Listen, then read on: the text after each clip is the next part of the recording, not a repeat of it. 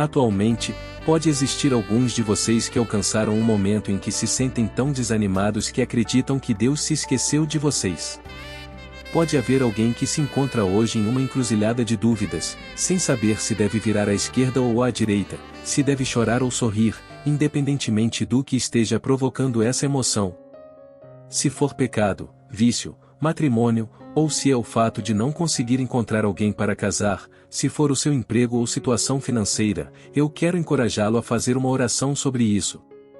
Ore antes de desistir, ore antes de procurar em outro lugar, ore antes de recorrer a outra pessoa. A razão pela qual estou dizendo para orar a respeito disso é porque muitas vezes, quando nos encontramos nessas posições incertas, ou nos afastamos e nos perdemos no mar de nossos problemas ou começamos a remar, tentando encontrar uma saída. Tentamos usar nossa própria força para sair da bagunça em que estamos, fazemos o nosso melhor para usar nossos recursos e conhecimento para tentar nos salvar. Mas eu gostaria de encorajá-lo a orar a respeito disso. Chame o nome que está acima de qualquer outro nome, o nome de Jesus Cristo. Quando leio Jeremias 33 versículo 3, que diz, clama a mim, e responder-te-ei, e anunciar-te-ei coisas grandes e firmes que não sabes, ouço a palavra de Deus me dizendo para orar a respeito disso. Seja qual for a situação que você enfrenta hoje, seja qual for a circunstância ou situação, Deus quer que você chame a Ele. Salmo 50 versículo 15 diz, invoca-me no dia da angústia, e eu te livrarei, e tu me glorificarás. Isso significa orar a respeito disso. Então, deixe a sua esperança ser encontrada em Deus. Ele diz, confia em mim nos tempos de angústia, e eu te livrarei. Ele diz, permanece em mim, e eu te restaurarei. Ele diz, vinde a mim, todos os que estáis cansados e oprimidos, e eu vos aliviarei. Como filhos de Deus, em todas as batalhas em que nos encontramos, estamos sempre lutando a partir de uma posição de vitória. Não estamos lutando para alcançar a vitória, mas sim a partir da vitória, porque quero que você entenda isso, quando você luta por vitória, isso significa que seu inimigo tem uma chance. No entanto, em Jesus e com Jesus, temos a vitória. Portanto, lutamos a partir de uma posição de vitória. E assim, minha mensagem para você é clara, não fique desanimado, não tenha medo. Você não está lutando para vencer, você está lutando a partir de uma posição de força. A batalha já foi decidida, e Jesus Cristo vence. Ele é invicto. Agora, lembre-se disso, para a batalha em sua família, você está lutando a partir de uma posição de vitória porque você tem Jesus. Para aquela batalha em relação aos seus filhos, você está lutando a partir de uma posição de vitória. Seja qual for a luta que está diante de você, lembre-se de que você está lutando a partir de uma posição de vitória por causa de Jesus Cristo. Se você entrar em qualquer família, encontrará costumes e tradições, maneiras diferentes de fazer as coisas. Algumas famílias comem juntas à mesa todas as noites, outras vão ao restaurante local todas as vésperas de Natal e o fazem há 20 anos. Em algumas partes do mundo e em certas comunidades, existem tradições e costumes diferentes. Algumas tradições africanas exigem que o homem pague um dote à família da noiva antes do casamento. Em algumas comunidades judaicas, há uma cerimônia de passagem, o Bat Mitzvah. Em todo o mundo, pessoas de todos os tipos têm suas próprias tradições e costumes. Mas há um homem na Bíblia que tinha um costume muito interessante que ele seguia. Esse homem é conhecido por outras coisas, e vou lhe dizer o nome dele em um momento, mas esse homem tinha um costume que constantemente o aproximava de Deus, um costume que conduzia o coração dele ao Senhor. E eu acredito que foi o seu costume, o que ele fazia regularmente, que o fez experimentar o poder de Deus em sua vida.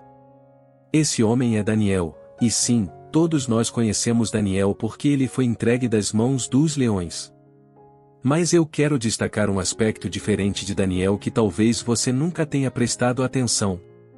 A Bíblia em Daniel 6 versículo 10 diz, Daniel, quando soube que a escritura estava assinada, entrou em sua casa e, em cima, no seu quarto, onde havia janelas abertas do lado de Jerusalém, 3 vezes no dia se punha de joelhos, e orava, e dava graças, diante do seu Deus, como também antes costumava fazer.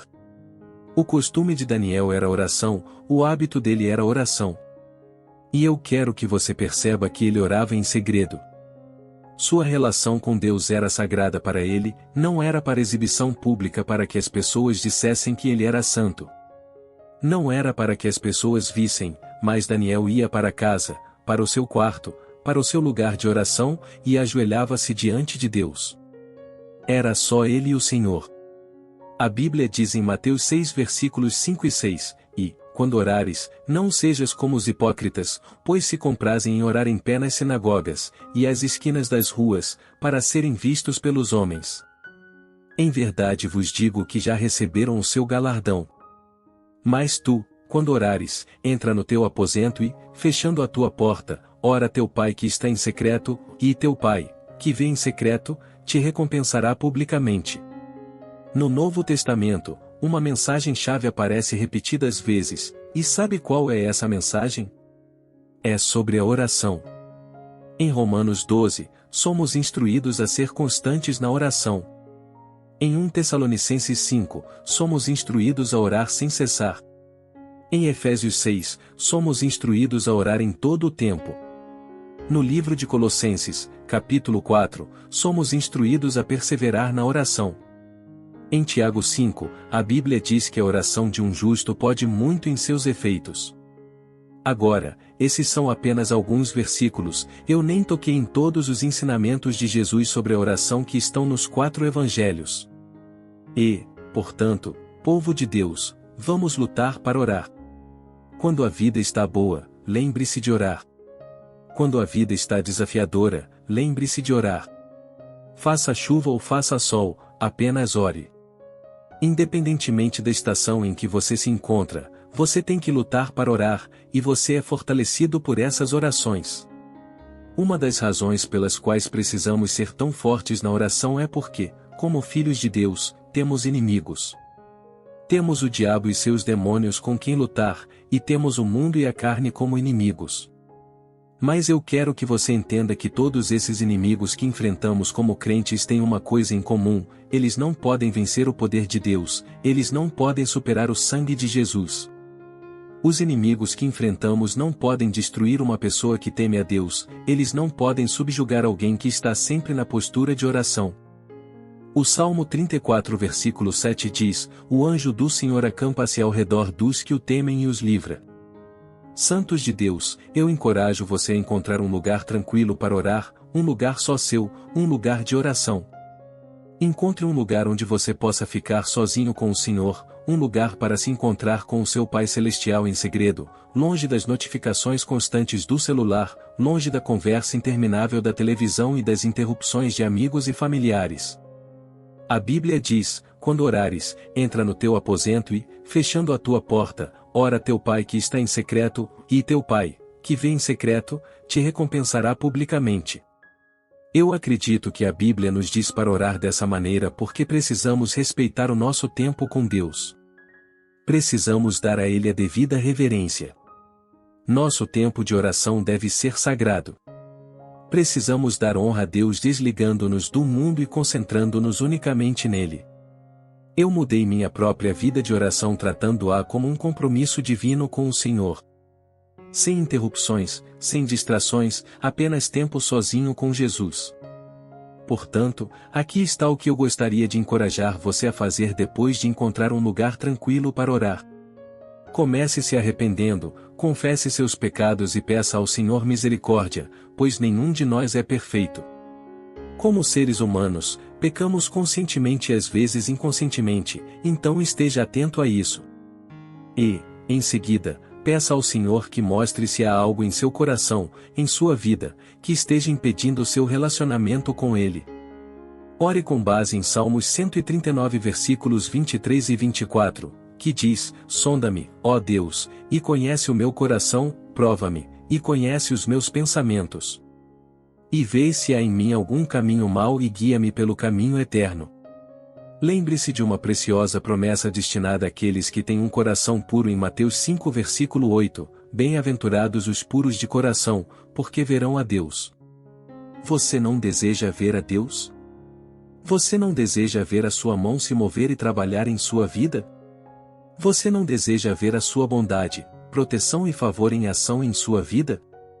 Então, eu o encorajo a tratar seu tempo de oração como um compromisso divino com o Senhor.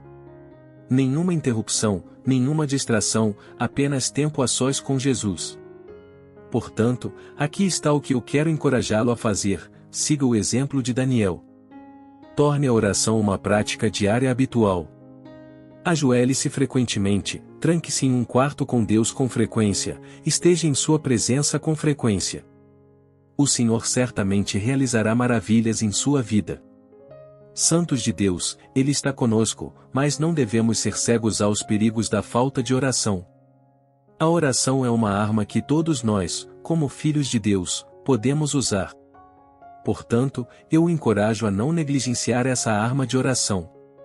Se Deus está conosco, quem pode resistir a nós? Quem pode resistir a Jesus? Ninguém, nenhum homem, nenhum demônio, nenhum diabo. Portanto, tema a Deus e ore diariamente. Ore sem cessar. Seja constante em oração. Deus age em resposta à oração. Em conclusão, quero lembrá-lo de perseverar na oração. Continue lutando. Ore.